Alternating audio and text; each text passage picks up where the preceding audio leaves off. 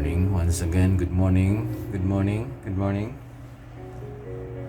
Today is January 14 for our devotional this morning. Let me light the candle. Okay. Good morning.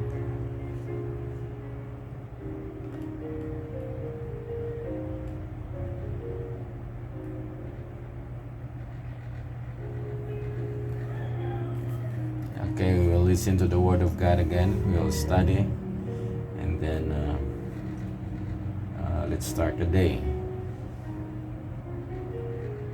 Our memory text is found in Acts 3:19.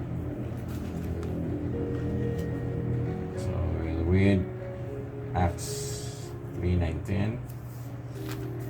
Our devotional, our text, Acts 3:19. From the New King James Version, it says here, "Repent therefore and be converted, that your sins may be blotted out, so that times of refreshing may come from the presence of the Lord." Repent therefore and be converted, that your sins may be blotted out, so that times of refreshing may come from the presence of the Lord. So as we have this day, we will refresh ourselves from the presence of the Lord by repenting and be converted, that our sins may be blotted out. Sorry. In order to be saved, we must know by experience the meaning of true conversion.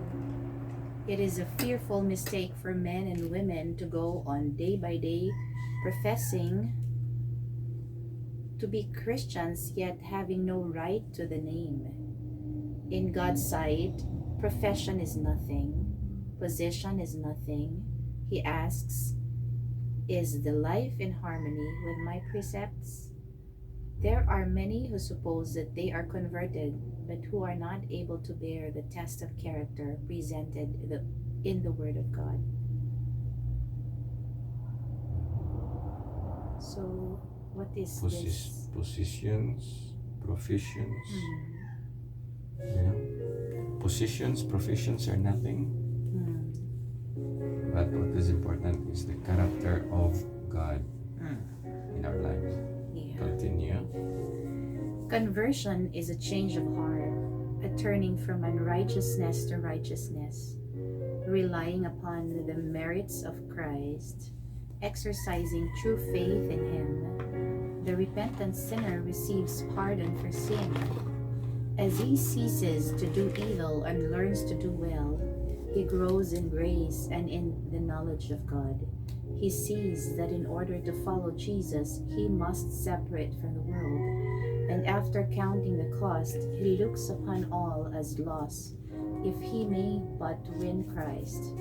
He enlists in his army and bravely and cheerfully engages in a warfare, fighting against natural inclinations and selfish desires, and bringing the will into subjection to the will of Christ. Daily he seeks the Lord for grace, and he is strengthened and helped. Self once reigned in his heart, and worldly pleasure was his delight. Now self is dethroned, and God reigns supreme. His life reveals the fruit of righteousness. The sins he once loved, he now hates.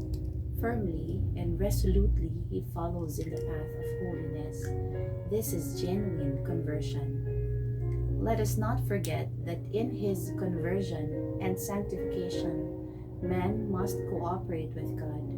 Work out your own salvation with fear and trembling. The word declares, "For it is God which worketh in you both to will and to do of his good pleasure."